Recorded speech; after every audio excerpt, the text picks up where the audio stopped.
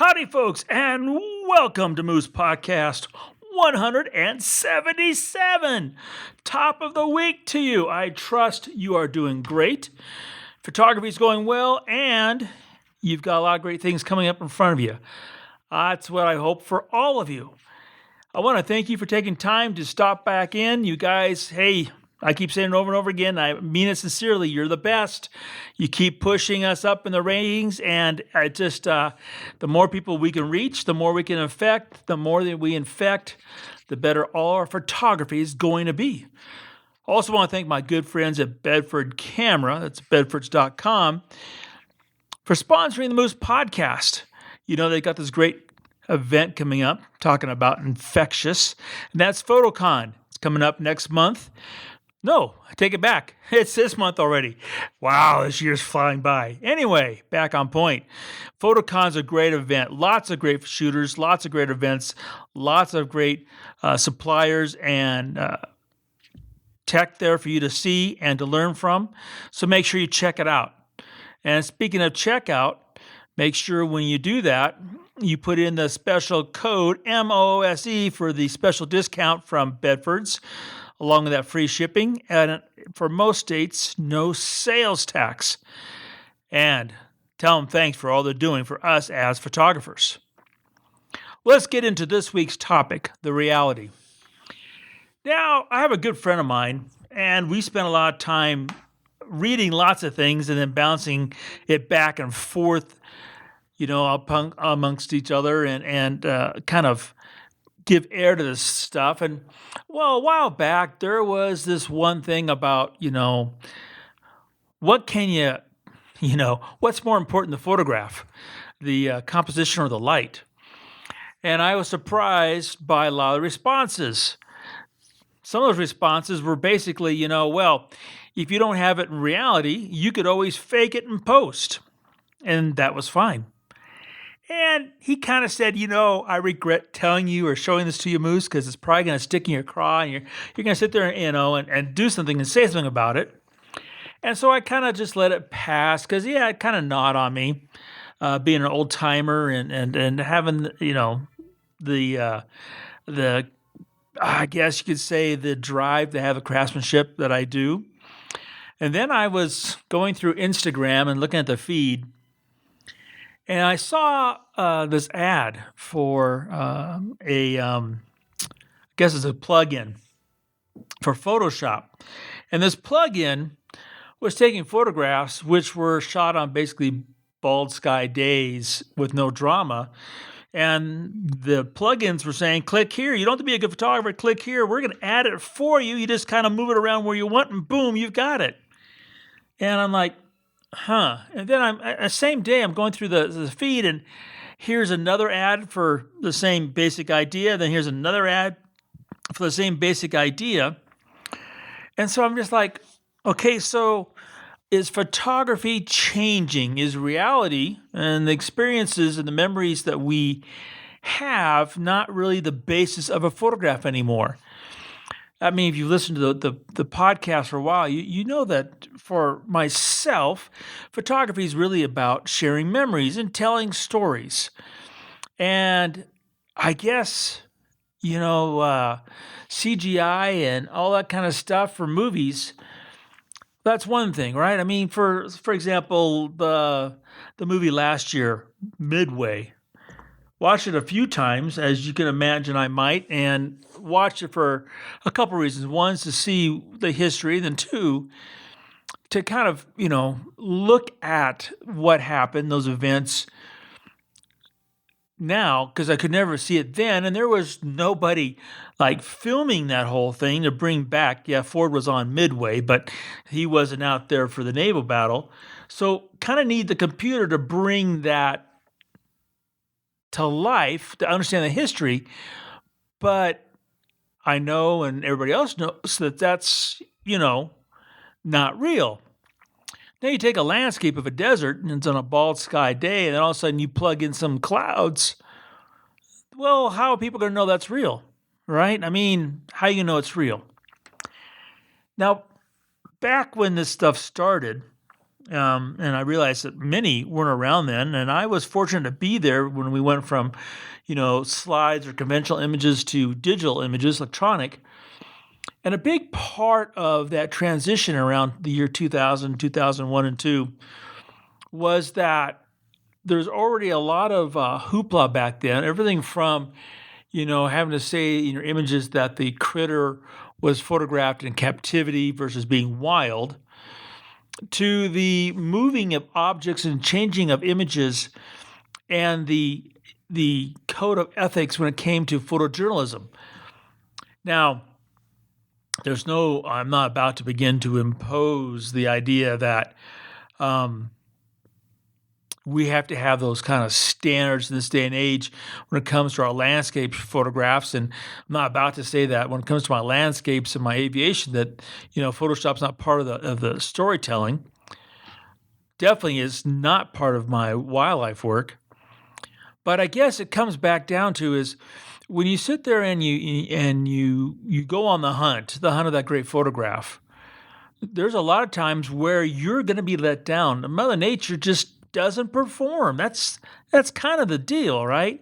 So then the question is, your reality for that moment, was it, okay, I did not get the shot, so I'll keep moving forward? Or is the reality, okay, I'm going to take the shot and then go back into the computer and make the photograph that I was hoping to get and then share that moment?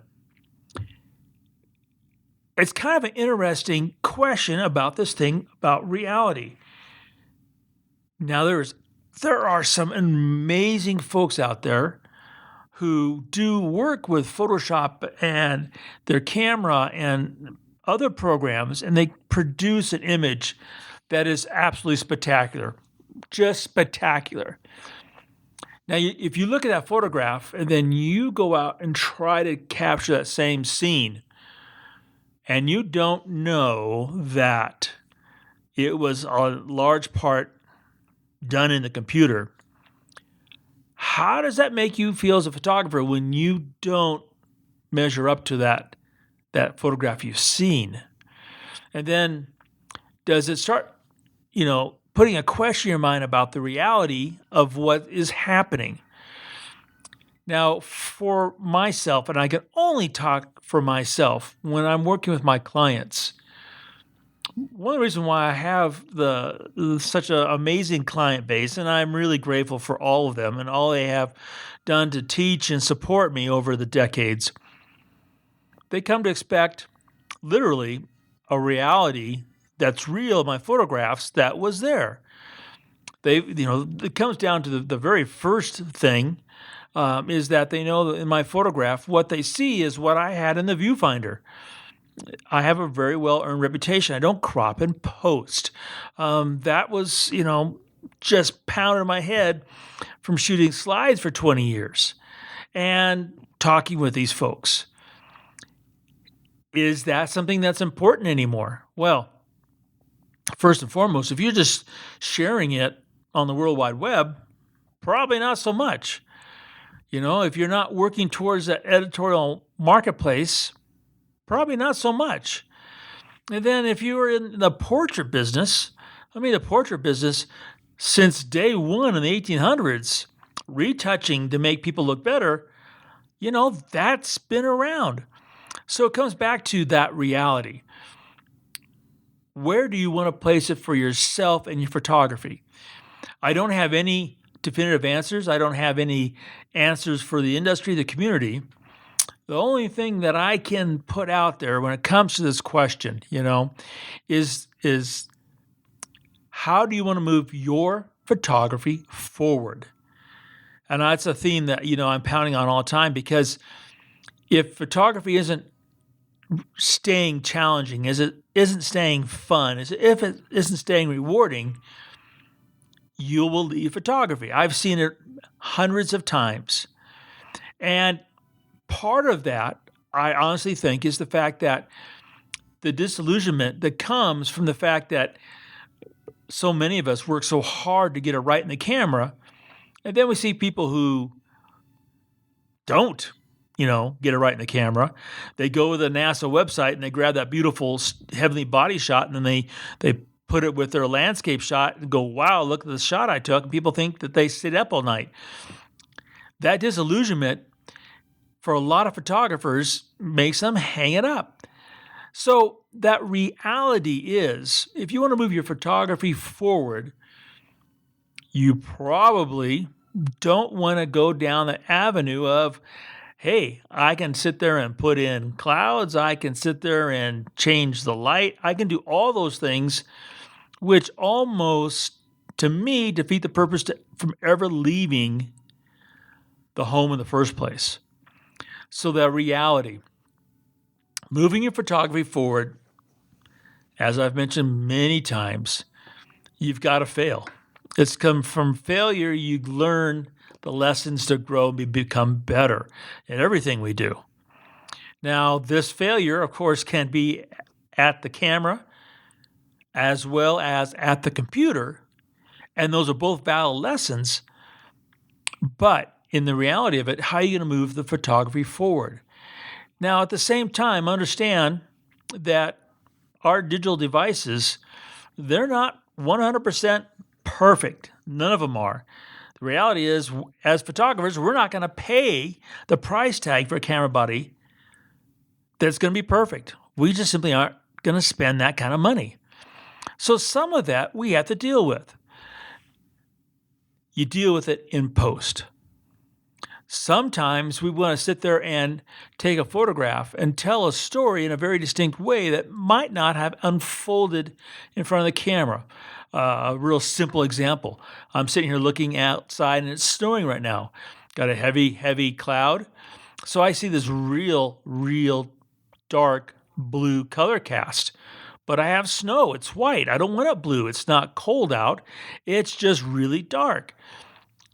I know that I'm going to have to sit there and deal with the white balance. I'm going to have to manually deal with the camera and then probably tweak it a little bit in post in order to bring out that feeling of a beautiful snowy day, not a really cold snowy day.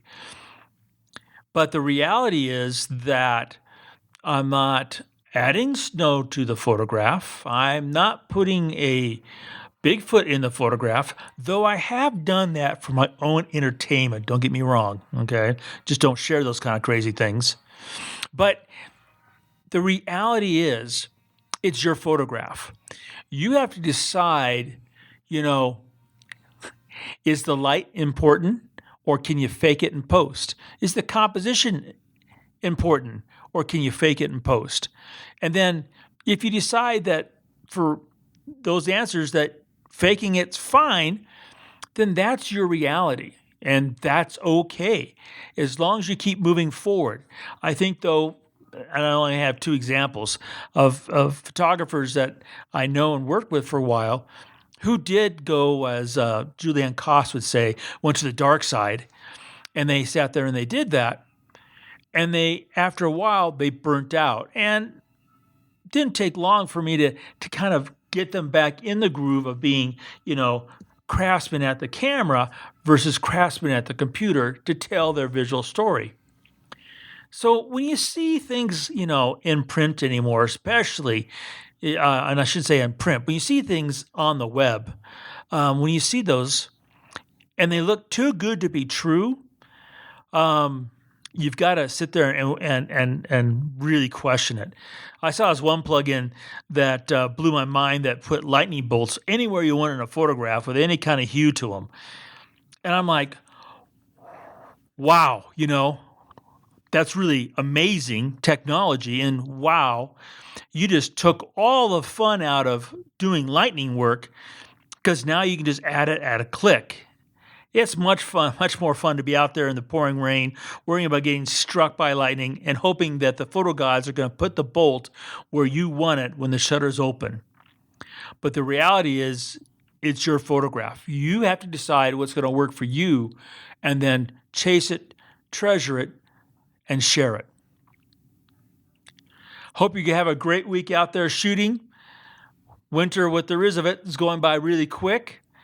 And I hope that when you're out there shooting, you remember to make every click your story.